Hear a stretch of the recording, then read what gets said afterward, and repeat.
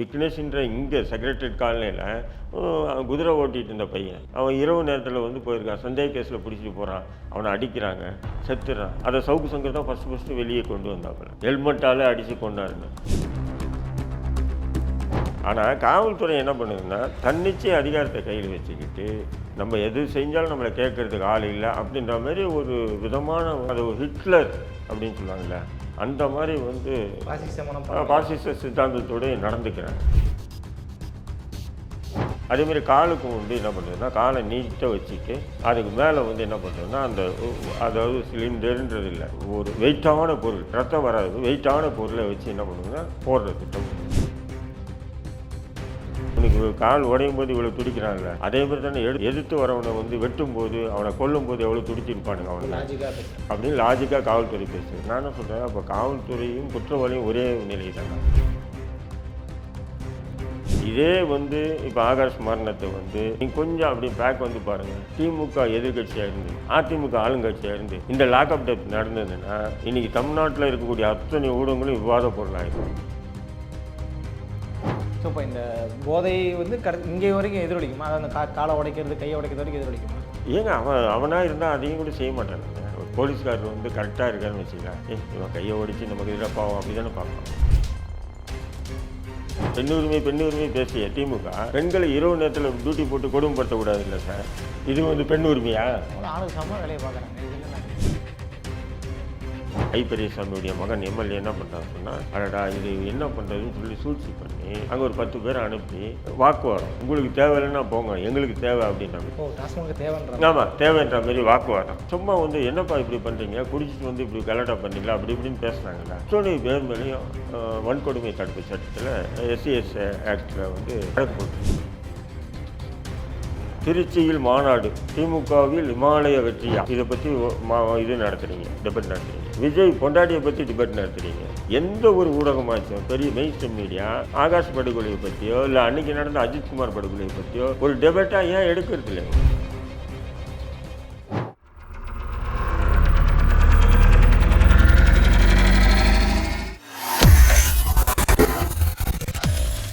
வேலை வேண்டுமா? Blue ocean இருக்கிறது. 10th 12th டிப்ளமோ டிகிரி படித்தவர்களுக்கு உணவு, தங்குமிடம், ESI, PF இன்சூரன்ஸ் உள்ளிட்ட சலுகைகளுடன் அனுபவத்திற்கேற்ற நல்ல சம்பளம் 15,000 முதல் 30,000 வரை. பெண்களுக்கு முன்னுரிமை. 2,000க்கும் மேற்பட்ட வேலை வாய்ப்புகள் உள்ளன. இப்போதே தொடர்பு கொள்ளுங்கள். Blue ocean.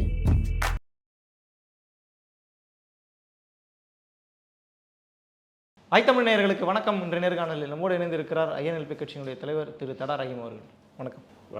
நம்ம தொடர்ச்சியாக வந்து கஸ்டோடியல் டெத்தை பற்றி நம்ம பல இதில் நம்ம பேசியிருக்கிறோம். அந்த அடிப்படையில் இன்றைக்கும் நம்ம அதை பற்றி தான் உங்கள்கிட்ட கேட்கலாம் அப்படின்ட்டு தான். ஆகாஷ் அப்படிங்கிறவர் மானாமதுரையை சேர்ந்த வாலிபர் விசாரணைக்காக கூப்பிட்டு போகிறாங்க. எல்லா கேஸ் மாதிரியும் தான் போகுது. போலீஸ் நடந்துக்கிட்ட முறையை கேட்கும்போது நம்ம கிட்டத்தட்ட ஒரு 5-6 வருஷத்துக்கு முன்னாடி நீங்கள் என்கிட்ட சொல்லியிருக்கீங்க சில விஷயம். நாங்கள் சிறையில் இருக்கும்போது சிலிண்டர்லாம் காலில் போடுவாங்கன்ற மாதிரி சில விஷயம் சொன்னீங்க. டக்குன்னு எனக்கு அது கிளாஷ் ஆச்சு. இது அந்த சம்பவத்தில் அதை தான், இது ஈரசாக்கு கால் மேலே போட்டு கல்லெல்லாம் போட்டு உடைச்சாங்கன்ற மாதிரி இல்லை. எப்படி அணுகுவாங்க இந்த மாதிரியான கேஸில் உள்ளே போகிறவங்கள காவல்துறை? இல்லை, பெரும்பாலும் இந்த லாக்அப் டெத்துன்றது இல்லை, இந்த கையை உடைக்கிறது, காலை உடைக்கிறது, லாக்அப் டெத்து, அப்புறம் என்கவுண்டர்னு சொல்லிட்டு போலி என்கவுண்டரு, இதை எல்லாமே நாங்கள் வந்து நம்ம வழக்கறிஞர் புகழ்ந்தி மூலிமா நாங்கள் வந்து பொதுநல வழக்குகள் நிறைய போட்டிருக்கோம் இதே ஹைகோர்ட்டில். ஆனால் அந்த வழக்குகளுக்கு அந்த நீதி அரசர்கள் வந்து என்ன பண்ணுறாங்க சொன்னால், அந்த குற்றம் சாட்டப்பட்ட நபர் உடைய தன்மை தான் பார்க்குறாங்களே தவிர காவல்துறை வந்து அதாவது அதிகாரத்தை தன்னுடைய கைவகப்படுத்திக்கிட்டு பண்ணுற அட்ராசிட்டியை பற்றி கொஞ்சம் கூட திங்க் பண்ணுறதில்ல. திங்க் பண்ணியிருந்தாங்கன்னா நிச்சயம் வந்து சில பல வழக்குகளுக்கு தீர்வு கிடைச்சிருந்ததுன்னா இன்றைக்கி இது போன்ற லாக்அப் டெத்து நடந்திருக்காது. போலி என்கவுண்டரும் அப்படி தான். அதுமாதிரி கையை உடைக்கிறது, கூட்டும் போய் காலை உடைக்கிறது, இதெல்லாம் டோட்டலாக பார்த்தீங்கன்னு சொன்னால் சட்டத்தை வந்து காவல்துறை, அதாவது காவல்துறைக்கு என்ன வேலைன்னா, ஒருத்தன் குற்றவாளின்னா அவனை குற்றவாளியை பிடிச்சி அந்த ஆதாரங்கள், சாட்சிகள் எல்லாத்தையும் கொண்டு போய் நீதிமன்றத்தை நிறுத்தி நீதிமன்றம் மூலிமா தண்டிப்பது தான் இந்திய அரசியலமைப்பு சட்டம் இருக்கா இல்லையா? ஆனால் காவல்துறை என்ன பண்ணுதுன்னா, தன்னிச்சை அதிகாரத்தை கையில் வச்சுக்கிட்டு நம்ம எது செஞ்சாலும் நம்மளை கேட்கறதுக்கு ஆள் இல்லை அப்படின்ற மாதிரி ஒரு விதமான வந்து ஒரு எப்படின்னு சொன்னால் அது ஒரு ஹிட்லர் அப்படின்னு சொல்லுவாங்கள்ல, அந்த மாதிரி வந்து பாசிச சித்தாந்தத்தோடு நடந்துக்கிறாங்க. அதுக்கு உதாரணங்கள் தான் இந்த லாக்அப் டெத் எல்லாம். இப்போ இந்த லாக்அப் டெத் எல்லாம் என்ன ஆகும் சொன்னீங்கன்னா, இப்போ ஏற்கனவே இந்த ஆகாஷ்ன்ற பையன் வந்து பிடிச்சி விசாரிச்சிருக்காங்க. அதன் பிறகு இவனை கூட்டும் போய் தான் காலை உடைச்சிருக்காங்க. இப்போ காலை உடைக்கும்போது அவர் வந்து சொல்லியிருக்காப்புல, யார் மேஜிஸ்ட்ரேட்டுக்கிட்ட வாக்குமூலமாக கொடுத்துருக்காரு, என்னை கூட்டின்னு போனாங்க. அது எப்படின்னு சொன்னால், இப்போ கையை உடைக்கணும்னு சொன்னால் என்ன பண்ணுவோன்னா, கையில் வந்து இந்த கோணி பை இருக்கு இல்லைங்களா, அந்த துணி மாரி கோழி பை, அதை கட்டிட்டு அதில் தண்ணி ஊற்றிட்டு அதை வச்சு என்ன பண்ணுவாங்க, அப்படி நேராக வச்சுட்டு இப்போ என்ன பண்ணுறாங்கன்னா, அந்த ஒரு ரிங்கு மாரி வச்சுருக்காங்க போலீஸ், ஒரு இது அதுக்குள்ளே கையை விட சொல்லிட்டு அப்படி திருப்புறது ரிங்கு, அதான் அந்த இதுவை வந்து கட்டையை அப்படி திருப்புற உடனே டப்புன்னு உடஞ்சிடும் கை. அதேமாதிரி காலுக்கும் வந்து என்ன பண்ணுறதுன்னா, காலை நீட்டாக வச்சுட்டு அதுக்கு மேலே வந்து என்ன பண்ணுறதுன்னா, அந்த அதாவது சிலிண்டருன்றது இல்லை, ஒரு வெயிட்டான பொருள், ரத்தம் வரக்கூடாது. நீங்கள் சொல்லும்போது அப்படி ஆமாம், ரத்தம் வராது, வெயிட்டான பொருளை வச்சு என்ன பண்ணுவோம்னா போடுறது டம்பு. போடும்போது அது நான் என்ன சொல்கிறேன், ஒரு மருத்துவமனையில் கூட பார்த்தீங்கன்னு சொன்னால் ஆப்ரேஷன் பண்ணும்போது அந்த மயக்க மருந்து போட்டு தான் பண்ணுவாங்க. அப்போது இது வந்து எப்படின்னு சொன்னால், கேட்டால் வந்து இவன் வந்து பயங்கரமான அட்ராசிட்டி பண்ணியிருக்கான், இவன் பயங்கரமான வந்து கொலைகள்லாம் பண்ணியிருக்கான், இன்றைக்கி இவனுக்கு காலுக்கு இப்படி துடிக்கிறாங்கல்ல, இவனுக்கு கால் உடையும் போது இவ்வளோ துடிக்கிறான்ல, அதே மாதிரி தானே எதிர்த்து வரவனை வந்து வெட்டும்போது அவனை கொல்லும்போது எவ்வளோ துடிச்சிருப்பானுங்க அவனை அப்படின்னு லாஜிக்காக காவல்துறை பேசுது. நான் என்ன சொல்கிறேன், அப்போ காவல்துறையும் குற்றவாளியும் ஒரே நிலை தானே, அப்போ உங்களுக்கு அவனுக்கு வேறுபாடு இல்லையா, ஒரே மாதிரி தானே எனக்கு கேட்க. அப்போது இந்த மாதிரி விஷயங்களுக்கு வந்து நீதித்துறை துணை போகுது, மருத்துவத்துறை துணை போகுது. மருத்துவத்துறை வந்து நினச்சி இருந்ததுன்னா இதுக்கு எல்லாத்துக்குமே வந்து தண்டிக்கலாம். ஆனால் மருத்துவம் வந்து பார்த்தீங்கன்னு சொன்னால், மேஜிஸ்ட்ரேட்டு அதாவது போஸ்ட்மார்ட்டம் வந்து பார்த்தீங்கன்னு சொன்னால் பெரும்பாலும் இந்த மாதிரி வழக்குகளுக்கு போலீஸ் என்ன சொல்கிறேன்னா அப்படி தான் கொடுக்கும், மாரடைப்பு தான் கொடுக்கும் போஸ்ட்மார்ட்டம். அயோக்கிய பயிலுங்க இந்த மருத்துவர்கள் எல்லாமே. போலீஸ் வந்து அவங்க நல்லா தெரியும் போலீஸுக்கு, இது அடித்து கொடுமைப்படுத்தி சித்திரவதைப்படுத்தி தான் இவனை கொண்டு இருக்காங்கன்னு. ஆனால் அப்படி சொல்லவே மாட்டான். அதாவது ரேர், 100க்கு 1-2 வழக்கில் தான் அப்படி கொடுப்பாங்க, மற்ற வழக்கு கொடுக்க மாட்டாங்க. ஒருத்தன் காலை உடைக்கிறாங்கன்னா மருத்துவர்கள் என்ன பண்ணணும், நான் ட்ரீட்மெண்ட்டே கொடுக்க மாட்டேன் சார். ஏன் ட்ரீட்மெண்ட் கொடுக்க மாட்டேன்னா, இது வந்து அதாவது போய் ஆக்சிடென்ட் ஆகிச்சோ இல்லை கீழே விழுந்தோ உடையுது வேறு, இது உடைச்சிருக்கீங்க. அப்போ இதில் உடைச்சது என்பது இது மனித உரிமை மீறிய செயல் மட்டும் இல்லை, இது வந்து ஒரு அஃபென்ஸு. இதுக்கு நாங்கள் ட்ரீட்மெண்ட் கொடுக்க மாட்டோம், நீங்கள் ஏஆர் போடுங்க, வழக்கு பதிவு பண்ணுங்கள், அது பிறகு நாங்கள் ட்ரீட்மெண்ட் கொடுக்கணும் தான் மருத்துவர்கள் சொன்னோம். அதெல்லாம் பண்ணாமல் யாரை கூப்பிட்டு போனாலும் சரி, அதுவும் 10 பேரை கூப்பிட்டு போனாலும் சரி, கால் உடைஞ்சி கை உடைஞ்சி, அது 10 பேருக்கு அவங்க வந்து கட்டு போட்டு மாவு கட்டு போட்டு அனுப்பிச்சிட்டே இருப்பாங்க. அப்போ இது மருத்துவத்துறை எவ்வளோ யாருக்கு பயந்துட்டு நீங்கள் அப்படி நடந்துக்கிறீங்க? சரி, இப்போ வந்து ஆகாஷ் பாஸ்கர் வந்து ஏற்கனவே கன்ஃபெஷன் ஸ்டேட்மெண்ட்டே கொடுத்துருக்காரு, என்னை கூப்பிட்டு போனாங்க, அடித்தாங்க, கால் உடைஞ்சது, எல்லாத்தையும் சொல்லியிருக்காரு. அது உண்மைதான், அப்படி தான். அது கல் வச்சுருவாங்க, இல்லைன்னா 2 பக்கம் 2 கட்டையை வச்சுருவாங்க, வச்சுட்டு அது மேலே வெயிட்டான பொருளை போடுவாங்க, கால் இருந்தால் கை இருந்தால் அந்த இதுமாரி இருக்க அதை போட்டு உடைச்சிருவாங்க, இப்படியெல்லாம் பண்ணுவாங்க. இது வந்து ஆகாஷ் பாஸ்கர் என்னுடைய காலை உடைச்சது வந்து போலீஸ் தான் அப்படின்னு சொல்லியிருக்காரு. ரெண்டாவது வந்து என்னை வந்து ரொம்ப துன்புறுத்தி மன உளைச்சலை ஏற்படுத்துகிறாங்கன்னு சொல்லியிருக்காரு. அதன் பிறகு தான் வந்து மேஜிஸ்ட்ரேட் என்ன பண்ணுறாரு, 14 நாள் காவல் நீடிப்பு செஞ்சுட்டு அவங்களை வந்து மதுரை அரசு மருத்துவமனைக்கு அனுப்புகிறாரு. ஆனால் மதுரை அரசு மருத்துவமனையில் குவாரண்டைன் வார்டில் தான் இருக்காங்க. குவாரண்டைன் வார்டுன்னு சொன்னால் எப்படின்னா, ஒவ்வொரு மருத்துவமனையிலும் குவாரண்டைன் வார்டு இருக்கும். அதாவது கைதிகள் அல்லது பாதுகாப்பு கொடுக்கக்கூடிய நிலையில் உள்ள நபர்களை வந்து பாதுகாக்கிறதுக்காக குவாரண்டைன் வார்டுன்னு வாங்க. அந்த குவாரண்டைன் வார்டில் தான் மதுரையில் இருந்திருக்காரு. இப்போ குவாரண்டைன் வார்டில் இருக்கான்னு சொன்னால், மற்ற வார்டுகளில் வந்து பார்த்தீங்கன்னு சொன்னால் அரசு பொதுவாக மருத்துவமனை வார்டு பார்த்தீங்கன்னா அவ்வளோ ஒன்றும் பாதுகாப்பு இருக்காது. குவாரண்டைன் வார்டில் யாருமே உள்ளே போய் பார்க்க முடியாது. அப்படி பார்க்கணுன்னு சொன்னாலும், இப்போ நான் வந்து ஆகாஷை பார்க்கணுன்னு சொன்னால், ஆகாஷில் வந்து எந்த சிறையில் அட்மிஷன் எடுத்தாங்க, இப்போ வந்து திருச்சி சிறையில் எடுத்திருந்தாங்கன்னா, நான் திருச்சி சிறைக்கு வந்து திருச்சி சிறையில் வந்து ஆகாஷை மனு பார்க்கணும்னு சொல்லி அங்கே இருக்கக்கூடிய சூப்பரண்ட் வந்து கையெழுத்து போட்டு எனக்கு அனுப்புனா தான் என்னையை வந்து குவாரண்டைனில் காமிப்பாங்க. மருத்துவமனையில் சாதாரணமாக காமிப்பேன், சார் நான் அம்மா சார் பார்க்க முடியாது, சார் அவன் அப்பா சார் பார்க்க முடியாது, சார் நான் ஒரே ஒரு நிமிஷம் பார்த்துட்டு போயிடுறேன் சார், முடியாது, நீ யாராக இருந்தாலும் சரி முடியாது, ஒரே வழி நீ போ, ஜெயிலேருந்து பர்மிஷன் வாங்கிட்டு வா, உங்ககிட்ட காட்டுறேன். அப்படி பாதுகாப்பு நிறைந்த ஒரு பகுதி தான் குவாரண்டைன்றது. அந்த குவாரண்டைனில் தான் இந்த ஆகாஷை வச்சுருக்காங்க. அப்படி வச்சுருக்கும்போது அப்போ அந்த ஆகாஷ் வந்து திடீர்னு செத்துட்டான்னு சொன்னால் அதுக்கு காரணம் வந்து யார் சொல்வீங்க? காவல்துறை தானே பொறுப்பு, தமிழக அரசு தானே பொறுப்பு, சொல்லுங்கள். இதே வந்து இப்போ ஆகாஷ் மரணத்தை வந்து நீங்கள் கொஞ்சம் அப்படி பேக் வந்து பாருங்கள், திமுக எதிர்கட்சியாக இருந்து அதிமுக ஆளுங்கட்சியாக இருந்து இந்த லாக்அப் டெத் நடந்ததுன்னா இன்றைக்கி தமிழ்நாட்டில் இருக்கக்கூடிய அத்தனை ஊடகங்களும் விவாத பொருளாக இருக்கும். ஜெயராஜ் பெனிக்ஸ் வழக்கெல்லாம் அப்படிதானே. ஜெயராஜ் பெனிக்ஸ் வழக்குக்கு வந்து திமுக வந்து கையில் எடுக்கலைண்ணா. ஏங்க உதயநிதி ஸ்டாலின் போயிட்டாரு, கனிமொழி அங்கேயே குடி இருந்துட்டாங்க, பண்ணாங்களா இல்லையா? இன்றைக்கி அந்த வழக்குக்கு வந்து ஒரு நீதி கிடைச்சி, நம்ம அதை திமுக குறை சொல்லலை அந்த நேரத்தில். அதேமாரி நீங்கள் ஆளுங்கட்சியாக இருக்கும்போது நடக்கக்கூடிய லாக்அப் டெத்துலலாம் என்ன அநியாயம் பண்ணுது, நீங்கள் அப்படியே மூடி மறைக்கிறீங்க. திமுக ஊடகங்கள் ஏன் இதை பற்றி விவாத பொருளாக எடுக்கிறது இல்லை? திருச்சியில் மாநாடு, திமுகவில் இமாலய வெற்றியா, இதை பற்றி இது நடத்துகிறீங்க, டிபேட் நடத்துகிறீங்க.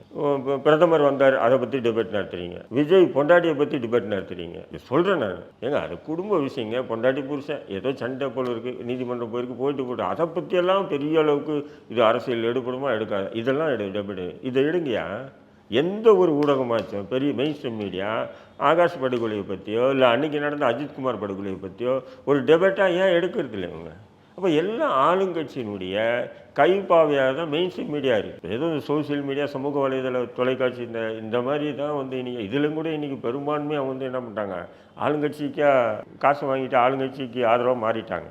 ஏதோ உங்களை மாதிரி கொஞ்சம் பேர் தான் இப்போ இருக்காங்க. இதையும் கூட வந்து பொது தளத்தில் வந்து சரியான நேரத்தில் சரியான விஷயங்களை இப்போ பகிர்ந்துக்குது. ஏன் சொன்னால் இன்றைக்கி எல்லாமே ஒரு விதமான ஒரு பொருளாதார தேவை இருக்குது. அந்த பொருளாதார தேவையை இந்த அரசியல் கட்சிகள் பயன்படுத்துறதுனால அப்போ நியாயம் மறுக்கப்படுகிறாங்க. இப்போ இதே புதுக்கோட்டை மாவட்டத்தில் தான் அஜித்குமார் என்பவர் இதுக்கு முன்னாடி லாக்அப் டெத் ஆனார். அப்போ ஃபோன் பண்ணார் முதல்வர், ஃபோன்னாரா இல்லையா, சாரிம்மா கேட்டாரா இல்லையா? இன்றைக்கி ஏன் வந்து ஆகாஷுக்கு கேட்கல? எனக்கு இன்னொரு கேள்வியும் இருக்குது. இப்போது சிறைக்கு கொண்டு போகிற விசாரணைக்கு இது எல்லாருமே இது மாதிரி அடிக்கிறது இல்லை. குறிப்பிட்ட சிலர் சம்பவங்களை தான் நம்ம பார்க்குறோம். எனக்கு தெரிஞ்சு இந்த 2021-26 வரைக்குமே 37 சம்பவங்கள், அதிகாரப்பூர்வமாக வந்து 25-26, அன்அஃபிஷியலாக 37 சம்பவங்கள் வச்சுங்களேன். ஒரு 30 கூட வச்சுக்கிட்டா கூட குறிப்பிட்ட இந்த சம்பவங்கள் எப்படி நடக்குது, யாருக்கு இந்த சம்பவம் நடக்கும் அப்படிங்கிற ஒரு கேள்வி வருது இல்லை? இல்லைம்மா, நான் என்ன சொல்கிறேன், நீங்கள் வந்து அதாவது ஒரு கோடு இருக்குன்னா அந்த கோடை அழிக்க முடியும், பக்கத்தில் பெரிய கோடு போகணும்னு நான் இதை பல முறை சொல்லியிருக்கேன். இப்போ அசால்ட்டாக நீங்கள் கையை ஓடிக்கிறீங்க, காலை ஓடிக்கிறீங்க. இதை வந்து அதாவது ஒரு சுயநினைவு இல்லாமல் அவனை மயக்க மருந்து போட்டு உடைக்கிறீங்கன்னா அது வேறு விஷயம். இதெல்லாம் போடாமல் உடைக்கிறீங்கன்னா எல்லாருடைய உடல் நலமும் ஏற்றுக்கும் அப்படின்னு எல்லாம் சொல்ல முடியாது. ஏன்னா இவருக்கே வந்து மூளையில் ரத்த கசிவு இருக்கு. அதான் சொல்கிறேன், எல்லாருக்கும் அதை ஏற்றுக்கும்னு சொல்ல முடியாது. அப்போ அதுக்கு வழி வகுத்துட்டு இன்றைக்கி லாக்அப் டெத் ஆனவுடனே அது எப்படி ஆச்சு என்ன ஆச்சுன்னு பார்க்கக்கூடாது. லாக்அப் நீ அது ஏன்டா காலை உடைச்சு, நீ காலை உடைக்கிறது உங்களுக்கு அதிகாரம் கொடுத்தது யாருங்க? காவல்துறைன்னா காலை உடைப்பீங்களா, கையை உடைப்பீங்களா? கேட்டால் நாங்கள் வந்து குற்றவாளிகளை வந்து அப்படி தான் பண்ணோம். 3rd கிளாஸ் குற்றவாளிகள், அவன் வந்து A+ ரவுடியாக இருக்கான், இல்லை ஹெச்எஸில் இருக்கான், என் பேரில் கூட ஹெச்எஸ்ல இருக்குது. சொல்கிறேன் உதாரணத்துக்கு, ஹெச்எஸ் காவல்துறை சொல்லக்கூடிய குற்றச்சாட்டு பாருங்கள். SC/ST பிரிவு வந்து பெரும்பாலும் SC/ST பிரிவு வந்து இன்றைக்கி வந்து தவறாக மிஸ்யூஸ் பண்ணுறாங்க, அது வேறு விஷயம். பட் இந்த விஷயத்துக்கு என்ன சொல்கிறதுன்னா, அவர் கிறித்துவ ஆகாஷ் வந்து கிறித்துவ மதம் மாறிட்டார், அதனால் SC/ST ஆக்ட் வந்து பொருந்தாதுன்றார். அப்போ பாஜகவுக்கும் உங்களுக்கு என்ன வேறுபாடுன்றாங்க. பாஜகவுக்கும் உங்களுக்கு என்ன வேறுபாடு? ஒரே மாதிரி தானே இருக்குது. ஆனால் SC/ST ஆக்ட் வந்து இன்றைக்கி வந்து என்ன ஆகிடுது சொன்னால், சொந்த பிரச்சனைக்கெல்லாம் வந்து தவறாக மிஸ்யூஸ் பண்ணுறாங்க. அதுக்கெல்லாம் காவல்துறை வந்து வழக்கு போடுது. இப்போ உதாரணத்துக்கு பார்த்தீங்கன்னா, பெரியகுளம் பகுதி, தேனி மாவட்டம் பெரியகுளத்தில் வந்து ஒரு பள்ளிவாசலுக்கு அருகாமையில் ஒரு ஒயின் ஷாப் திறக்கிறாங்க. அது யாருன்னு சொன்னால் திண்டுக்கல் பெரியசாமியுடைய மகனுடைய MLA அவருடைய சார்பாக அங்கே திறக்கிறாங்க. அப்போ அங்கே இருக்கக்கூடிய இஸ்லாமியர்கள்லாம் ஒன்று கூடி அந்த ஒயின் ஷாப் எடுக்கணும்னு பெரிய போராட்டம்லாம் பண்ணுறாங்க. அப்போ என்ன பண்ணுறான்னு சொன்னால், இந்த MLA அந்த பெரியசாமியுடைய மகன் MLA என்ன பண்ணுறான்னு சொன்னால், அடடா இது என்ன பண்ணுறதுன்னு சொல்லி சூழ்ச்சி பண்ணி அங்கே ஒரு 10 பேரை அனுப்பி வாக்குவாதம், உங்களுக்கு தேவையில்லைன்னா போங்க, எங்களுக்கு தேவை அப்படின்ற மாதிரி. ஆமாம், தேவைன்ற மாதிரி வாக்குவாதம். சும்மா வந்து என்னப்பா இப்படி பண்ணுறீங்க, குடிச்சிட்டு வந்து இப்படி கலாட்டா பண்ணீங்களா, அப்படி இப்படின்னு பேசுனாங்கல்ல. அத்தனை பேர் மேலேயும் வன்கொடுமை தடுப்பு சட்டத்தில் SC/ST ஆக்டில் வந்து வழக்கு போட்டிருக்காங்க. ஏன்னா இந்த வழக்கு போட்டவுடனே நான் எல்லாம் தெரிச்சு ஓடுறாங்கல்ல. அப்போது அந்த போராட்டத்தை முடிவு கொண்டு வர்றதுக்காக திமுகவுடைய MLA போட்ட சூழ்ச்சி தான் அந்த SC/ST ஆக்ட் போட்டு விட்டோம், புரியுதுங்களா? இங்கே இப்போ வந்து பார்த்திங்கன்னா கல்பாக்கத்து பக்கத்தில் வந்து ஒரு கிராமம், அங்கே வந்து ஒருத்தர் முஸ்லீம் வந்து ஒரு இடம் வாங்கியிருக்காரு. அந்த இடத்த வந்து ஆக்கிரமிப்பு பண்ணுறதுக்கு ஒரு கூட்டம் அலையுது. அந்த கூட்டம் வந்து போலீஸ் டிஎஸ்பி கிட்ட, அங்கே இருக்கக்கூடிய டிஎஸ்பி, மகாபலிபுரம் டிஎஸ்பி கிட்ட ஏதோ காசு கொடுத்தாங்களா என்ன கொடுத்தாங்களோ தெரியல. அந்த பாய் மீது SC/ST ஆக்ட் போடுறான். இல்லை அப்படி போட முடியுமா? ஃபஸ்ட்டு அந்த மாதிரி போட முடியாதுங்க. ஆனால் அந்த ஆக்ட் போட்டால் எப்படின்னா, நீங்கள் வந்து பார்த்தீங்கன்னா SC/ST ஆக்ட் வந்து பார்த்தீங்கன்னா சாதாரணமாக ஜாமீன் கூட கிடைக்காது. நான் பெயிலபிள் ஆக்ட் இல்லை, நான் பெயிலபிள் ஆக்ட். அப்போ அது வந்து என்னென்னா, எங்கே பயன்படுத்தணுமோ காவல்துறை அங்கே பயன்படுத்திஇல்லை. ஆகாஷ் விஷயத்தில் வந்து என்ன பண்ணுறாங்க, அவர் கிறித்துவராக மாறிட்டாங்க, அதனால் நாங்கள் பயன்படுத்த மாட்டோம். அங்கே தான் பயன்படுத்தணும். நிச்சயம் அங்கே சாதி வெறியினால தான் வந்து அந்த ஒரு மாணவன் படுகொலை செய்யப்பட்டிருக்கு, அது எந்த மாற்று கருத்தும் இல்லை. பட் நீங்கள் என்ன பண்ணுறீங்க, காசை வாங்கிட்டு யாரோ ஒரு தனிநபர் வாங்கியிருக்கிற இடத்துக்காக நீங்கள் பயன்படுத்துறீங்க. மாவலிபுரத்து பக்கத்தில் இடத்துக்காக நீங்கள் பயன்படுத்துறீங்க. அப்புறம் இன்னொன்று பள்ளிவாசல் இடத்துல வந்து ஒயின் ஷாப் ஏண்டா வச்சுட்டாங்கன்னு சொன்னால் அங்கே வந்து நீங்கள் இல்லை இப்போ எஸ்சி போடுறாங்கன்னா அங்கே முகாந்திரம் வேணும்ல. வன்கொடுமை தடுப்பு சட்டம்னு போடுறோம்னா அது முகாந்திரம் வேணும்ல. என்ன முகாந்திரத்தில் போடுவாங்க? என்னை திட்டான் அவ்வளோதான், முகாந்திரம் அவ்வளோதான், வேறு என்ன. நிறைய மிஸ்யூஸ் ஆகுது. அதனால தான் வன்னியர் சங்கங்களும் சரி, பிற்படுத்தப்பட்ட மக்களும் சரி, அந்த பிசிஆர் ஆக்டை வந்து எடுக்கணும் அப்படின்னு சொல்லிட்டு நிறைய போராட்டங்கள்லாம் பண்ணுறாங்க. ஆனால் நிறைய மிஸ்யூஸ், 70% மேலே மிஸ்யூஸ் நடக்குது. இதில் பெரும்பாலும் காவல்துறை என்ன பண்ணுறதுன்னு சொன்னால் அவங்களுக்கு சாதகமாக அதை பயன்படுத்துகிறாங்க. காவல்துறை எப்படின்னு சொன்னால் அந்த நபர்கிட்ட வந்து காசை வாங்கிட்டு, இப்போ லேண்டு விஷயத்துக்கு எஸ்சிஎஸ் ஆக்ட் போட்டிருக்கோம் பாருங்கள், அந்த மகாபலிபுரத்தினுடைய டிஎஸ்பி பிசிஆர் ஆக்டில் வந்து வழக்கு போட்டிருக்கோம். என்னென்னா எதிர்த்தரப்பு காசு வாங்கிட்டு, இப்போ இந்த நபர் வந்து பிசிஆர் ஆக்ட் போட்டால் இப்போ கோர்ட்டுக்கு போகணும், அதுக்கு பெயில் எடுக்கணும், அது பெரிய லாங் ப்ராசஸ் இல்லை. அது வரையும் அங்கே ஸ்பாட்டுக்கு போகக்கூடாது. இப்போ ஆகாஷுக்கும் அதே தானா? எஸ்சி அந்த இதில் வரக்கூடியவர் தானா? இல்லை, மதம் மாறிட்டதுனால அது நான் அதான் கேட்குறேன். பிசிஆர் ஆக்ட் வந்து மதம் மாறிட்டார் அப்படின்னு சொல்கிறீங்க, அதனால் பிசிஆர் ஆக்ட் இவருக்கு பொருந்தாதுன்னு சொல்லி தமிழக அரசு சொல்லுது. இதை தான் பிஜேபி ஏற்கனவே சொல்லிட்டு வருது. மதம் மாறிட்டால் அவர்களுக்கு இடஒதுக்கீடு கொடுக்கக்கூடாது. புரியுதா இல்லையா? அப்போது திமுக நீ என்ன பண்ணுற, இப்போது நீ அம்பலமாச்சா இல்லையா? அவன் நேரடியாக சொல்கிறான், நீ மறைமுகமாக செய்கிற. இவ்வளோ தான் வித்தியாசன்றேன் நான். இல்லை இப்போ அவர் ஒன்றும் பாதிக்கப்பட்டு அவர் உள்ளே போகல. ஒரு குற்ற வழக்கில் உள்ளே போயிருக்கிறாரு. செஞ்ச தவறுங்கிறது யாராலையுமே மன்னிக்க முடியாத தவறு. இப்போ அதே போல் விளாத்திக்குளம் அந்த இப்போ கூட அந்த ஒரு பெண் கூட இயற்கை உபாதையை நிறைவேற்ற போன பெண்ணை வந்து ரேப் பண்ணி துண்டுதானே வெட்டின அந்த சம்பவத்தில் கூட அந்த போலீஸ் வந்து அந்த மக்கள்கிட்ட பேசுகிறார். நீங்கள் கலைஞ்சி போகலன்னா அவங்க மேலே நான் வந்து ரிமாண்ட் பண்ணுறேன் அப்படின்னு பேசுகிறாரு. ஸோ அந்த அளவுக்கு தைரியத்தை கொடுக்கும்போது அந்த மக்கள் ட்ரிகர் ஆகுறாங்க. ட்ரிகர் ஆகி அவங்க வந்து பெரிய அளவில் போராட்டத்தை முன்னெடுத்து இன்றைக்கி பெரிய பிரச்சனையை மாற்றி வச்சுருக்காங்க. இப்படி தான் இருக்குமா காவல்துறை அணுகுமுறை? இப்படி தான் இருக்குமா? இல்லைங்க, காவல்துறையில் வந்து எல்லாம் அப்படின்னு சொல்ல முடியாது. 50% அப்படி இருக்காங்க. ரெண்டாவது வந்து 50% இன்றைக்கி வந்து காவல்துறை போதைக்கு அடிமையாக இருக்காங்க. காவல்துறை ஆமாம், காவல்துறை போதைக்கு அடிமையாக இருக்காங்க. அவங்க ட்ரஸ்ட்டுங்க. அவங்க உட்கார வச்சு ஏன்னு சொன்னால் ஒபே த ஆர்டர். என்ன பண்ணுறோம், ஏன் நிற்கிறோம் இங்கே வச்சுக்கின்னு தெரியாது போலீஸ். நீங்கள் போய் பார்க்கலாம், ஏர்போர்ட்டுக்கு போகிற வழியில் போலீஸ் நிறைய நிற்பான். நீங்கள் வண்டி நிப்பாட்டு, சார் எதுக்கு நிற்கிறீங்க? பாதுகாப்புக்கு நிற்கிறேன் தான் சொல்லுவேன் தவிர எதுக்கு பாதுகாப்புன்னு தெரியாது. Obey the order. எவனோ போடுவான், போ அங்கே நில்லு, போ இங்கே போய் நில்லு, அவ்வளோதான். யார் வரா, எதுக்கு பாதுகாப்பு, எதுவுமே தெரியாது. ஹையர் ஆஃபீஸருக்கு தெரியும், லோக்கல் இருக்கும் தெரியாது. அதுவும் பாருங்கள், பெண்கள் எல்லாம் நிப்பாட்டுவோம். அது பார்த்தீங்கன்னா அவங்க இயற்கை உபாதையை இப்போ ஆண் எங்கேயும் போய் மூலையை கழிச்சுட்டு வந்துடுவாங்க. பெண் எப்படி கழிப்பான், பெண் போலீஸ் எப்படி கொடுப்பான்? இங்கே இருக்கக்கூடிய கமிஷனர் ஆஃபீஸுக்கு போய் பாருங்கள். நீங்கள் இரவு நேரத்தில் பெண் போலீஸை போட்டு வச்சு கேட்டில் அன்போலீஸ். நான் என்ன சொல்கிறேன், பெண்களுக்கு நீங்கள் உரிமை கொடுக்குறேன்னு பெண்களை இப்படி கொடுமைப்படுத்தக்கூடாது இல்லையா?